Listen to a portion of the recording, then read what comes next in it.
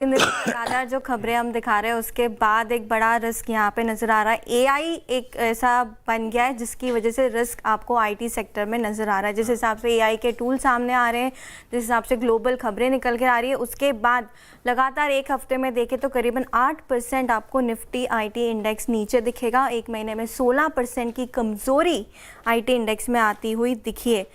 तो किसने करवाया है ब्रेकअप? आईटी सेक्टर आपके पोर्टफोलियो में है तो क्यों आप रिस्क में? तो एआई के डर से मार्केट का आईटी से ब्रेकअप होता हुआ नजर आ रहा है। एआई मतलब आई तो ब्रेकअप कराएंगे कि ये उम्र नहीं है करने की। सर आई तो कहती है ना लॉन्ग टर्म पे जाओ। आई वाला लॉजिक बैठ रहा है। एआई नहीं, ये आई ने डाटा, इसीलिए ब्रेकअप। बिल्कुल।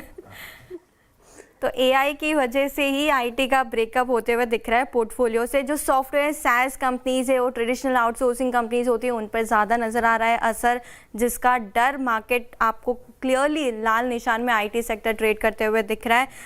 आगे चल के जो रेवेन्यू यहाँ से निकल के आएगा उसके जो डील होंगे उनकी साइज़ कम हो सकती है। रेवेन्यू में कम होने की वजह से आईटी में फॉल है। अब आपको मैं बताती हूँ कि कितना रिस्क है। टीसीएस देखें, अगर आप उसका एक वीक का चार्ट निकालेंगे तो 10% की कमज़ोरी आपको वहाँ पे नज़र आएगी। 40% ऑल टाइम हाई से फिसल चुका है टीसीएस जैसा स्टॉक, और फिलहाल सिर्फ 17 के पीई पे आपको ये स्टॉक ट्रेड करते हुए दिखेगा। इन्फोसिस आपकी स्क्रीन पर है, 14% की गिरावट इसी हफ्ते आते हुए दिखे। हालांकि आज थोड़ी रिकवरी आपको नजर आ रही है, लेकिन फिर भी पूरे हफ्ते में करीबन 13 से 14% की कमजोरी है। विप्रो 8% नीचे, एचसीएल टेक 11% की कमजोरी यहाँ पे, टेक महिंद्रा 8% की कमजोरी यहाँ पर भी आपको नजर आएगी।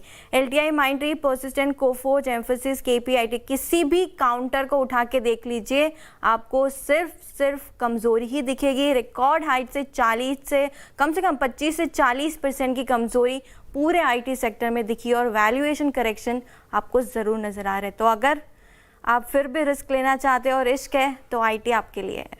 तो मैं आपसे पूछना चाह रही थी ये आशीष जी की दिल पे पत्थर रखकर आईटी से ब्रेकअप कर ले या फिर आग के दरिया में कूद जाए? छोड़ के तो चली गई, आप ब्रेकअप करो नहीं करो उससे क्या फर्क पड़ रहा है। आईटी सेक्टर, सही बात है ये भी। पर मजाक नहीं है। एआई अब तक उभरे बात सही है, पर एआई का असल इम्पैक्ट तो अभी तक किसी ने समझा ही नहीं है, किसको समझ में आ भी नहीं रहा है। 2 हफ्ते में एआई कैसे इवॉल्व हो रहा है, 2 हफ्ते में कितने अपडेट्स आ गए, सॉफ्टवेयर से लेके टेक्नोलॉजी में अलग अलग, और वो लॉजिस्टिक तक सारे अपडेट सामने आए, लीगल सारे।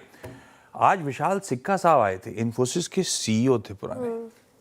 जब नारायण मूर्ति साहब उनकी टीम ने बाहर से एक सीईओ चुना था तो विशाल सिक्का साहब को लाए थे। अब तो नहीं है इन्फोसिस के साथ, लेकिन विशाल सिक्का साहब ने कहा, नेटवर्क से जब बातचीत हो रही थी, कि एआई का डिसरप्शन रियल है and this disruption is here to stay. हमारी दिग्गज enterprises are slow to adopt. तो है तो पेन। और आप एआई के बारे में पढ़ना शुरू करो तो आप खुद भी डर जाओगे। लगता है ना एक्चुअली, तो पता नहीं, अब इतना बड़ा डिस्ट्रप्शन है तो इसमें कहते हैं स्टॉक मार्केट में फॉलिंग नाइफ। फॉलिंग नाइफ पकड़ने की जरूरत क्यों है? वो रिस्क लेने की जरूरत नहीं है। आप छोड़ दो उसको ना, उस पॉकेट को। लेट मार्केट फोर्सेस डिसाइड ये कहाँ जा रहा है, कब स्टेबलाइज होगा। और स्टेबलाइज होना भी इंपॉर्टेंट नहीं है, पहले आपको समझ में तो आए एआई का डिस्ट्रप्शन कहाँ तक जा रहा है। स्टेबिलिटी आए, घुस गए, वो भी गलती होगी मेरे हिसाब से। ये इसके लिए जिसपे क्लैरिटी नहीं हो, एम्बिग्यूटी हो, जिसपे आप कुछ समझ नहीं पा रहे हो, उस पॉकेट जो समझ में आता है वही करने का स्टॉक मार्केट में, जो नहीं आता उससे दूर रहने का। जिनके पास है, मैं जानता हूँ सबके पेन है, निकालने का मन भी नहीं करेगा इन्फोसिस टीसीएस को। अब तो लेट भी होगा शायद उसके लिए हम लोग, वो बात अलग है। फ्रेश पैसा डिप्लॉयमेंट का समय नहीं है। खैर, ये तो आईटी की चर्चा होगी। अभी जब